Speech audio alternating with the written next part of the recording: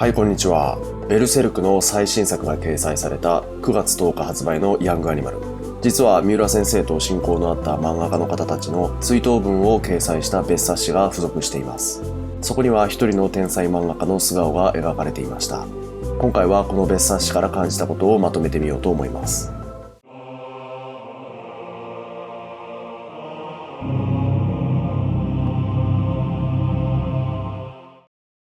僕はもちろんベルセルクは大好きなんですが、恥ずかしながら三浦先生が亡くなるまで先生のインタビューとか先生自身に関わる情報には全く触れてなかったので、ベルセルクを書く人だからものすごいストイックで体とかも壊しがちなのかなとか漠然と考えていましたが、これは全くの誤解だったようですね。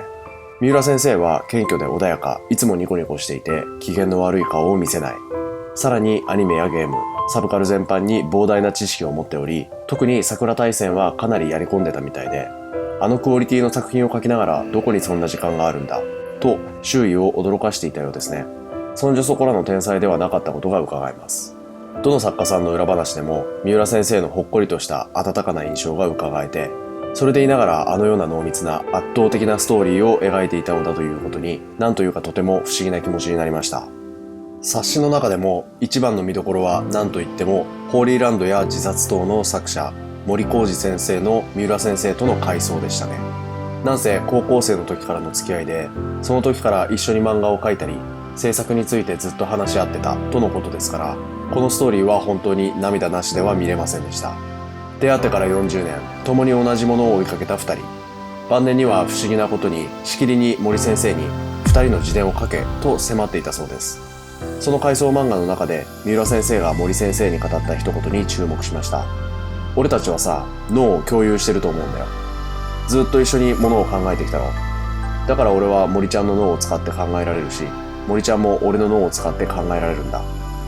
高校生という多感な時期から一緒に漫画制作について考えてきた二人にとって、お互いがどのように考えるかというのは分かってしまうということなんでしょうかね。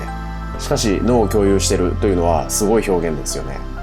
そして森先生の作品も三浦先生の作品も全てお互いに相談して作ったものであるということ。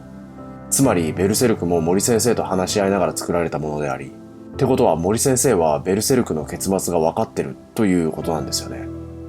ちょっとここ読んでて鳥肌立ちましたね。以前の動画のコメント欄でも書いてくれた方いらっしゃったんですけど、今までにも連載中に作者の方が亡くなってしまって他の作家さんが引き継ぐ例もあったようなので、もし続けてくれるなら森先生監修でみたいなことがありえないかなとほんのり期待しています。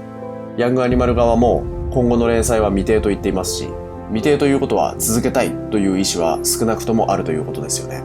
そうでなければ今までありがとうございましたで締めるところですし、しかしもしこの予想が実現したらそれはもう熱すぎますよね。40年一緒に同じ夢に向かって歩んだ2人による共作で、ベルセルクという前代未聞の大傑作が最終回を迎えるとしたら、うわ熱い。もちろん小回りとか作品の雰囲気がなんか変わったとか心配はあるんですが、森先生、三浦先生とほら脳を共有してますから、その話を出してきたのにも何か意図を感じてしまって、2人の自伝的漫画を描くことを予告するだけでは終わらないのではないかと希望的観測をしているんですが、皆さんはどう思いますか？